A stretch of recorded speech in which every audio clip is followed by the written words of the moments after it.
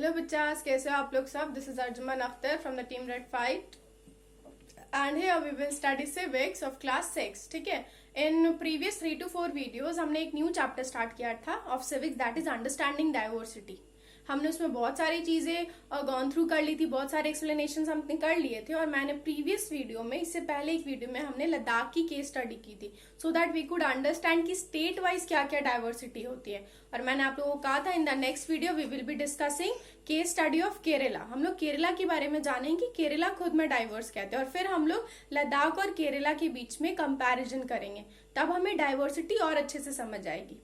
तो आज हम लोग बात करते हैं केरला के बारे में। केरला कैसा स्टेट है, वहां की क्या रहने सहने, वहां का रिलीजियस, वहां का कल्चर, वहां का ऑक्यूपेशन क्या क्या है।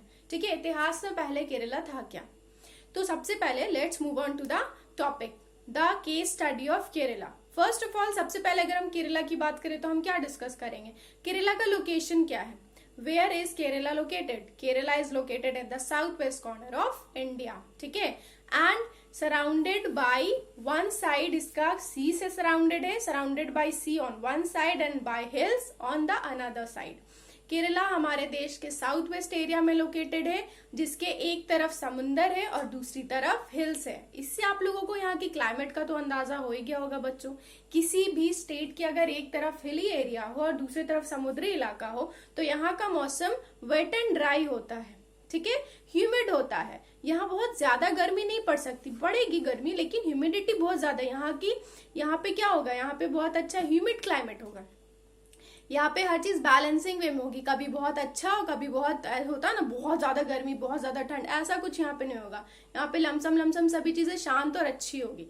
तो यहाँ की क्लाइमेट कैसी है? Because they have sea on one side and hill on the another side, Kerala experience a wet and dry climate all through the year. यहाँ पे पूरे साल वेट और ड्राई क्लाइमेट रहता है। और जहां तक बात है बारिश की, तो ये भी नॉर्मली एनुअली बारिश एक्सपीरियंस करते हैं। यहाँ भी एनुअली रेनफॉल होता है, और ऐसा नहीं कि रेनफॉल कम होती है, अच्छी खासी रेनफॉल होती है।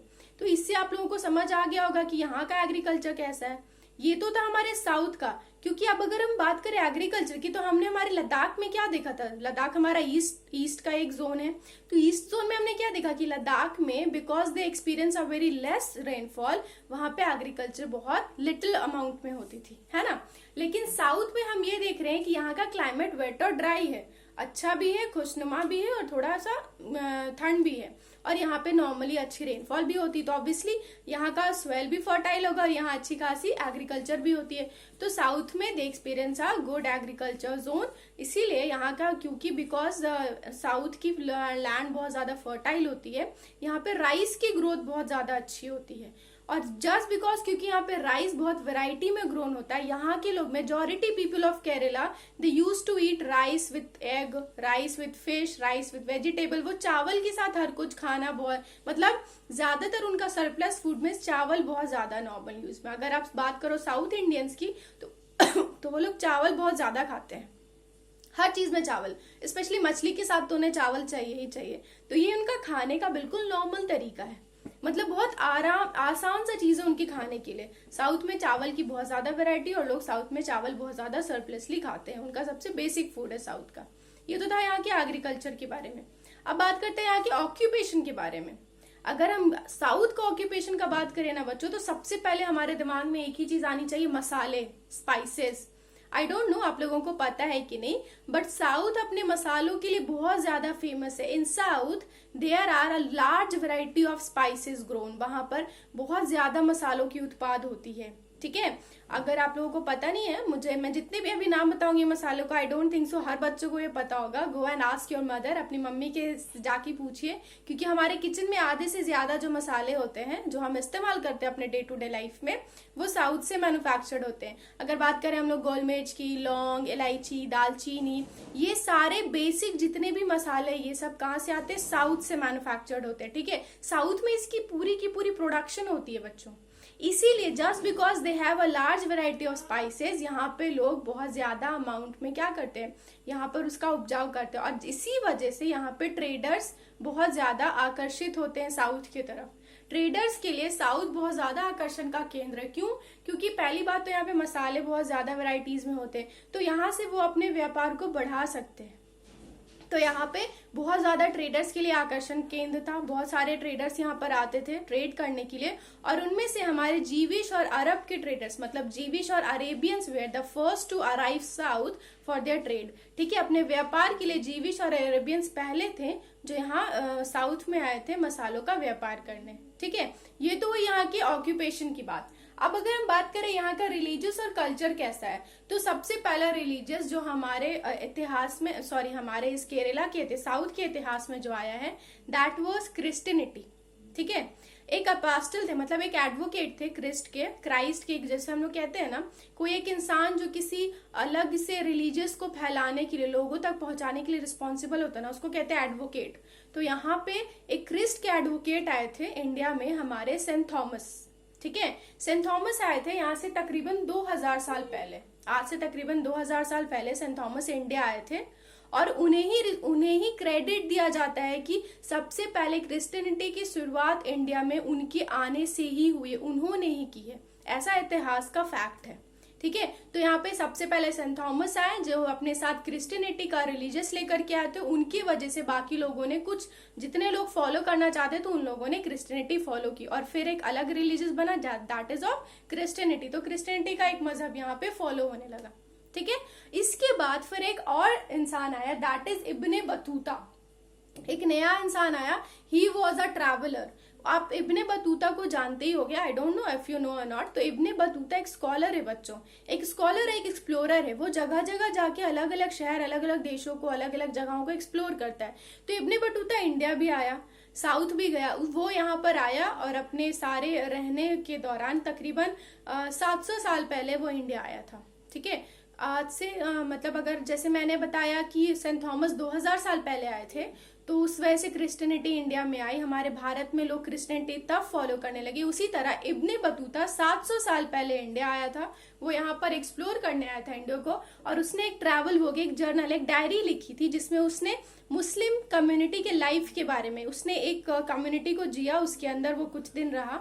ऑब्वियसली कोई भी राइटर लिखता है तो वो वहां पे रहते हैं, वहां के लोगों के साथ उठते बैठते, फिर जो उन्हें समझ आता है उसके बारे में वो एक आर्टिकल या जर्नल लिखते हैं।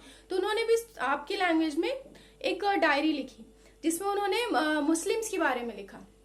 ठीक है, मुस्लिम लाइफ्स कैसे जीते हैं, क्या करते हैं, उसके बारे में लिखा, और उस हिसाब से उन्होंने एक स्टेटमेंट दिया कि Muslim community is a respected community. According to Ibn Battuta Muslim community एक रिस्पेक्टेड कम्युनिटी थी, और उसकी लाइफ के बारे में उन्होंने एक ट्रैवल बुक में लिखा था। ठीक है, तो इससे हमें क्या समझ आया कि इस्लाम भी इस टाइम तक साउथ में आ चुका था। तो दो हमने रिलीजियस देखे, क्रिश्चियनिटी एंड इस्लाम। इसके बाद हम लोग एक और रिलीजियस देखेंगे, पोर्टुगीज वेर द फर्स्ट जिन्होंने सी रूट, समुद्र के इलाकों से व्यापार करना शुरू किया था। और समुद्र इलाकों से हमारे भारत को समुद्री रास्ते जो होते हैं ना, सी रूट्स को सबसे पहले डेवलप करने वाले पोर्टुगीज हैं। ठीक है, तो सबसे पहले पोर्टुगीज इंडिया आए थे and Portuguese discovered sea route. Portuguese ने क्या किया था, सी रूट्स डिस्कवर्ड किया था। कब, जबकि हमारे उसी टाइम पे जब हमारा एक ट्रैवलर, एक एक्सप्लोरर वास्को डी गामा अपने शिप को लेके सबसे पहले इंडिया आया था। अब वास्को डी गामा कौन था और उसका पोर्टुगीज से क्या रिलेशन है? वास्को डी गामा भी एक पोर्टुगीज ही है। ठीक है, एक पोर्टुगीज एक्सप्लोरर है, वो भी अलग अलग देश को, अलग अलग शहर को एक्सप्लोर करने आया, तो वो एक पोर्टुगीज ही था। वो भी सी रूट से एक्सप्लोर करने के लिए आया था, और वो सबसे पहला यूरोपियन था जिसने समुद्र के इलाकों से उसने समुद्र के रास्ते से निकाल के वो यूरोप से इंडिया आया था, भारत देश आया था। ठीक है, तो वो सबसे पहला पोर्टुगीज था जिसने यूरोप से भारत देश का रास्ता सी रूट बताया था, और इसी वजह से फिर व्यापार सी रूट से होने लगे। ठीक है, पोर्टुगीज सबसे पहले थे जिन्होंने सी रूट्स बताया था अलग अलग शहर, अलग अलग देशों से भारत तक जुड़ने का, क्योंकि एक देश दूसरे देश के साथ मिलकर व्यापार या जुड़ कैसे सकता है जब तक उन्हें रास्ता ना पता हो। तो सी रूट्स किसने बताया? पोर्टुगीज ने। तो इससे एक और यहाँ पर आया भाई, एक और धर्म आया, पोर्टुगीज ही यहाँ पे लोग आ गए।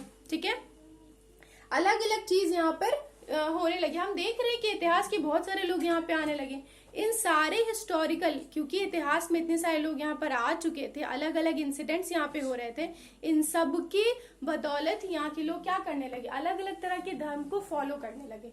तो यहाँ पर अगर हम लोग बात करें केरला साउथ की, तो because of some historical influences south के लोग क्रिश्चियनिटी, हिंदुज्म, इस्लाम, बुद्धिज्म और जुदाइज्म को फॉलो करने लगे। ठीक है, इस तरह का धर्म यहाँ पे अलग अलग अलग तरह के वेरियस रिलीजियस फॉलो करने लगे। तो हमारा साउथ ना सिर्फ अपने व्यापार में या ट्रेड में या फिर स्पाइसेस में वैरायटी रखता है, बल्कि यहाँ पे हर तरह के रिलीजियस भी फॉलो होने लगे। ठीक है, ये तो आप लोगों को पता चल गया कि यहाँ पे अलग अलग तरह के धर्म को लोग मानने लगे। उस धर्म में जीविश जुदाइज्म धर्म था, क्योंकि यहाँ पे जीविश लोग भी आए थे।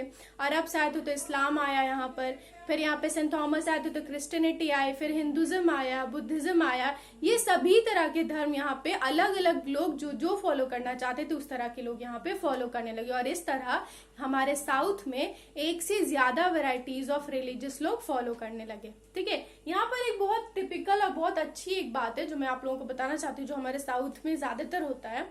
एक फिशिंग नेट यहाँ पे यूज होती है मछलियों को पकड़ने के लिए।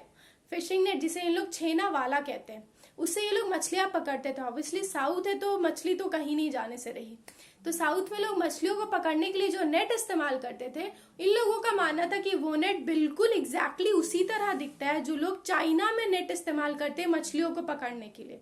लोग exactly like a Chinese net, उसका नाम रखा गया छेना वाला। इवन जिस बर्तन में उस फिश को फ्राई किया जाता था उसका नाम रख दिया गया छेना पट्टी। ठीक है, जिस नेट से उसे पकड़ा जाता था मछलियों को उसका नाम रख दिया छेना वाला। जिस बर्तन में मछलियां फ्राई होती थी उसका नाम रख दिया छेना पट्टी। और यहाँ पे लोगों का ये मानना था कि ये जो वर्ड है छेना वाला और छेना पट्टी, ये जरूर चाइना से आया है।